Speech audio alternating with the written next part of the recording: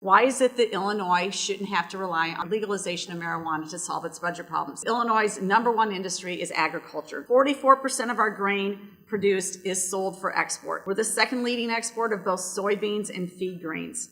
Agriculture commodities are $8.2 billion worth of goods that are shipped just to other countries. We are the rail hub. We're the center of the nation's rail network. We have approximately 10,000 miles of railroad. You cannot replicate that in another state. Chicago itself is the largest U.S. rail gateway. In all, we have 40 railroads that are able to provide service to Illinois and every part of the United States. There's no reason to go down the path of legalization of marijuana to provide for tax revenue. We also have a very large airport system.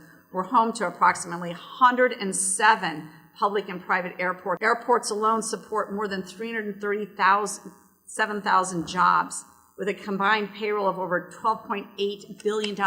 We are the logistics hub of the Midwest. The other thing that's important about it is we have the 17th largest economy in the world. We're home to a civilian workforce of 6.5 million people, and we have more than 200 higher education institutions. So we continue to actually have a talent pool that's educated and trained and ready for the workforce. The problem is when you go to legalization of marijuana, what happens to your workforce? What happens to your employer base? It's going to be a nightmare, because the other problems with Illinois are that we have the 7th highest, most expensive work comp system in the state of Illinois.